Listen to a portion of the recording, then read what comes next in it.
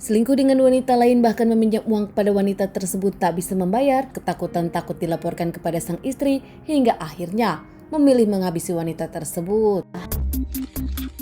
Seorang wanita berprofesi sebagai YouTuber lokal asal Semarang ditemukan sudah tak bernyawa di jalan raya.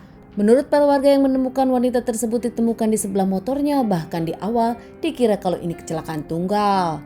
Lapor kepada pihak kepolisian hingga diselidiki, ternyata wanita tersebut tak bernyawa dikarenakan seorang yang menyakiti dirinya, bahkan orang tersebut adalah orang yang selama ini punya hubungan dekat, yaitu selingkuhannya sendiri. Kejadian ini terjadi di Semarang di bulan Juni 2020 kepada seorang wanita muda bernama Emily Listiani berusia 26 tahun. Emily sendiri dikenal punya banyak teman, bahkan dirinya sibuk dengan pekerjaannya mengurus senam di salah satu tempat gym. Menurut lingkungan di temannya, Emmy yang punya banyak teman tak pernah punya masalah, bahkan dirinya pun dikenal tak punya musuh. Aktif di sosial media menjadi YouTuber, bahkan sudah menghasilkan pundi-pundi keuangan, akan segera menikah dengan tunangannya di bulan Desember 2020. Emmy sudah berpacaran dengan sang pacar 2 tahun. Berpacaran dengan sang tunangan 2 tahun, mereka bertemu di acara besar Semarang saat itu.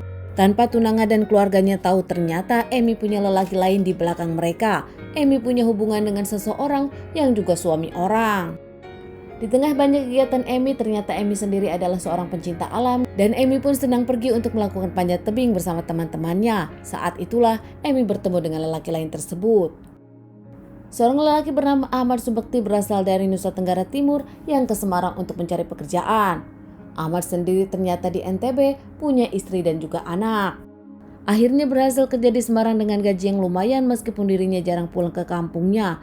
Ahmad sendiri hanya mengirimkan setengah dari gajinya untuk keluarganya di kampung. Emmy tahu Ahmad sudah punya keluarga, begitu juga Ahmad tahu kalau Emmy punya tunangan, bahkan akan segera melakukan pernikahan.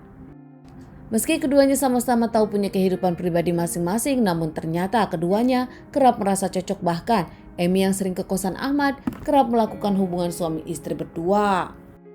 1 tahun lebih Emmy dengan Ahmad berselingkuh diam-diam, namun belakangan ada masalah di antara keduanya. Bukan tanpa alasan, ternyata belakangan Ahmad meminjam uang kepada Emmy senilai 11 juta. Di awal Emmy tak akan memberikannya, namun saat itu rayuan Ahmad membuat dirinya tak bisa berkutik hingga akhirnya meminjamkan uang tersebut kepada Ahmad. Berjanji akan membayarkan uang tersebut dalam 2 bulan, namun kenyataannya lebih dari 2 bulan Emmy menagih tak ada pembayaran dari Ahmad saat itu. Emmy yang kesal saat itu segala cara dicoba untuk menagih uang kepada Ahmad Subekti, namun saat itu Ahmad pun memang tak ada uang. Tak bisa membayar kepada Emmy, Ahmad menghindar dari Emmy. Kesal Emmy kerap marah-marah kepada Ahmad, namun sama saja tak ada yang bisa dibayarkan kepada Emmy. Hari itu Emmy menagih lagi dan tegas tak mau terayu oleh Ahmad. Namun lagi-lagi Ahmad menghindar, bahkan saat itu pun Ahmad tak mau menemui Emmy.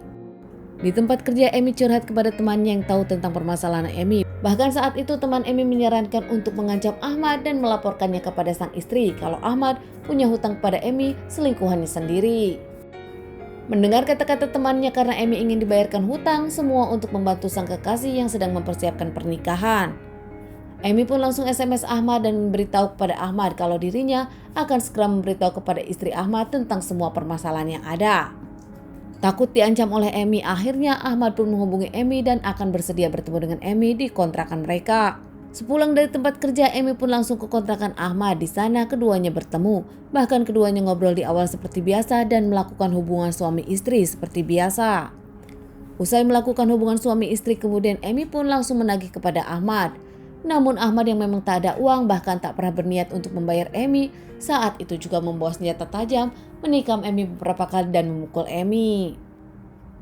Tanpa Emmy tahu, ternyata selama ini uang 11 juta yang dipinjam Ahmad bukan untuk ke kampung, melainkan untuk Ahmad poya-poya di Semarang. Bukan rahasia menurut teman-teman dari Ahmad sendiri, meskipun pendiam, Ahmad dikenal sebagai orang yang suka jajan jasa wanita malam. Saat itu Ahmad nampaknya gelap mata melakukan penganiayaan kepada Emmy hingga akhirnya Emmy tak bisa melawan dan mengembuskan napas terakhirnya. Setelah tahu Emmy tak bernyawa, Ahmad sendiri membawa jasad Emmy dengan motor, menyimpan Emmy di jalanan dan membuat Emmy terlihat seperti terjatuh dari motor. Berharap orang-orang yang menemukan Emmy yakin kalau Emmy mengalami kecelakaan tunggal. Namun nampaknya polisi jauh lebih pintar daripada Ahmad. Usai menyelidiki kasus ini, pihak yang berwajib pun menemukan kalau Emmy adalah korban dari penganiayaan seorang yang tak bertanggung jawab.